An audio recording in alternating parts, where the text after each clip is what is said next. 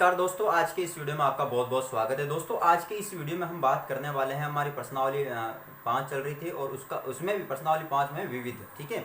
और विविध में क्वेश्चन नंबर जो है वो 3 तक हमने कर चुके हैं, ठीक है। अगर क्वेश्चन नंबर 1, 2, 3 देख रहे हैं तो पिछली वीडियो आप देख सकते हैं, है ना, आपको मिल जाएगा। और यहाँ पर अपन क्वेश्चन नंबर 4 की बात करेंगे और ये बहुत इंपॉर्टेंट है, ठीक है। तो इसको ध्यान से समझना है आपको। क्वेश्चन नंबर 4 क्या है हमारे पास कि एक समांतर श्रेणी उसका पहला पद और सार्वंतर हमें गिवन है। साथ में हमें यह भी बताया गया जो समांतर श्रेणी है उसके n पदों का जो योग है वो 90 है। n पदों का योग कितना है? 90। तो हमें पदों की संख्या ज्ञात करनी है। समझ में आया बात? पहला पद हमें गिवन है, सार्वंतर गिवन है और n पदों का योग हमें दिया है। तो हमें बताना है कि पदों की संख्या कितनी होगी, ठीक है। तो ध्यान से देखिएगा।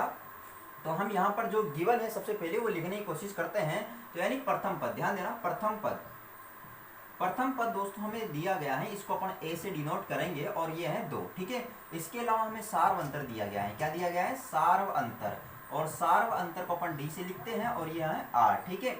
और इसके अलावा n पदों का योग, यानी कि अपन इसको ऐसे लिख सकते हैं Sn बराबर अपन को 90 दिया गया है, ठीक है। तो हमें किसका मान निकालना है? पदों की संख्या यानी n का मान हमें ज्ञात करना है। बात क्लियर होगी आपकी? चलो, बहुत अच्छी बात है, ठीक है ना। अब ध्यान देना कि n पदों का योग दिया गया है। तो n पदों यानी कि जो n पदों का योग का जो सूत्र होता है वो क्या होता है, वो अपन यहाँ पर लगाने वाले हैं, ठीक है। यानी जब योग दे रखा होता है योग वाला सूत्र लगाओ आप, ठीक है। तो चूंकि हम जानते हैं Sn बराबर होता है n बटा 2 2a plus n minus 1 into D. ध्यान से समझना है आपको। कोई भी अगर डाउट है तो आप कमेंट करके मेरे से पूछ सकते हैं, ठीक है ना।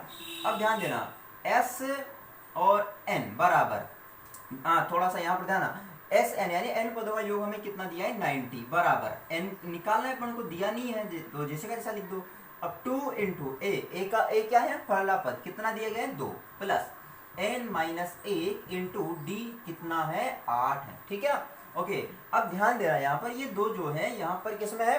बटे में यानी भाग में। तो इधर जब बराबर के सेकंड तरफ जाएगा तो क्या हो जाएगा? गुणा में हो जाएगा। तो यहाँ पर हो जाएगा 90 इंटू 2 बराबर, यहाँ बचा n और 2 को 2 से मल्टीप्लाई किया तो 4 प्लस 8 को अंदर गुणा कर देते तो ये हो गया 8n माइनस का 8, ठीक है। आगे सोल्व करते हैं। तो 90 को 2 से मल्टीप्लाई किया तो 180, ठीक है, इक्वल टू, अब ध्यान देना n जैसे का जैसा। अब 4 है प्लस का, 8 किसका है भाई? माइनस का। तो घटाएंगे अपन तो कितना बच गया? 4 बच गया, ठीक है। लेकिन 4 किसका बचेगा? माइनस का। तो इसलिए अपन इसको ऐसे लिखेंगे 8n माइनस का 4। आप समझ गए होंगे ना। चलो, बहुत अच्छी बात है। तो अब ध्यान देना, यहाँ पर ध्यान देने वाली बात क्या है कि देखो 180 इक्वल टू, अब n को अंदर गुणा कर देते हैं अपन, तो हो गया 8n स्क्वायर माइनस का 4n।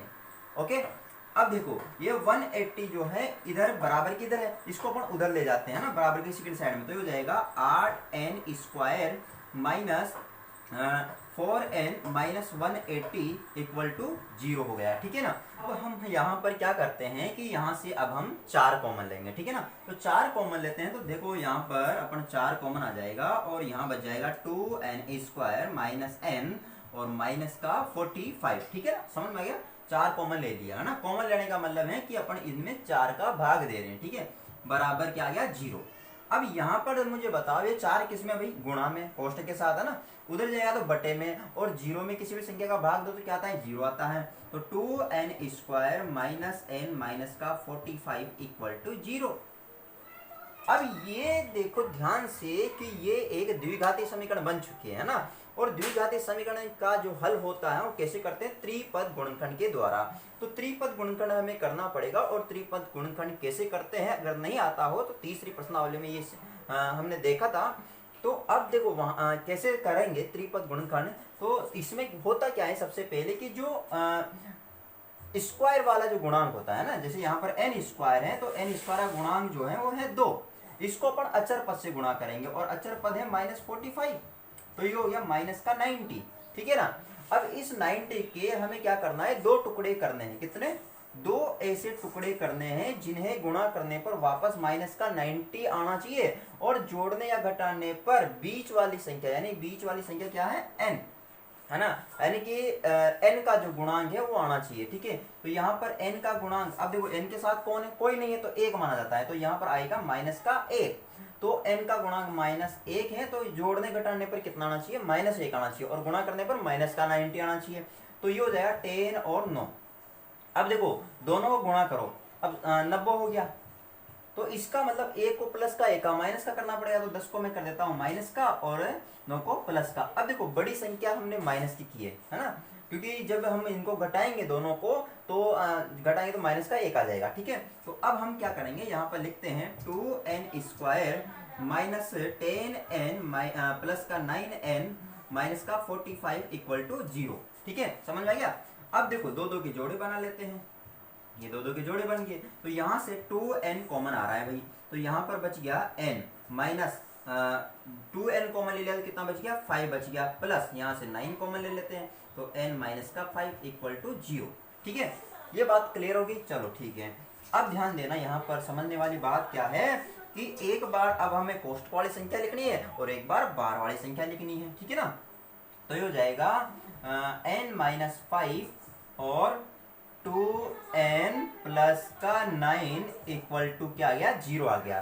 तो n माइनस 5 को भी 0 के बराबर करना है और 2n प्लस 9 को भी 0 के बराबर करना है, तो ये हो गया n माइनस 5 इक्वल टू 0 और 2n प्लस 9 इक्वल टू 0, ठीक है बात। तो यहाँ से n बराबर कितना आ गया भाई, 5 आ गया, और यहाँ से 2n बराबर माइनस का 9, क्योंकि इधर ये प्लस का है उधर जाएगा तो माइनस का हो गया, तो n बराबर माइनस का 9/2, ठीक है। तो ये तो असंभव होगा भाई। अच्छा, असंभव क्यों हुआ, क्योंकि n का मान, यानी पदों की जो संख्या होती है वो कभी भी बटे बटे में नहीं होती, यानी कि पॉइंटों में नहीं आती है, पूरी पूरी पूर्ण संख्या होनी चाहिए, है ना, यानी कि अपन कह सकते हैं प्राकृत संख्या होनी चाहिए, है ना। तो अपन कह सकते हैं अतः पदों की संख्या कितनी होगी भाई, पदों की संख्या n का जो मान आया वो कितना आ गया, 5 आ गया हमारे पास, ठीक है ना। और वही पूछ रहा था हमसे कि कितने पद होंगे, तो कितने पद होंगे भाई, 5 पद होंगे, ठीक है।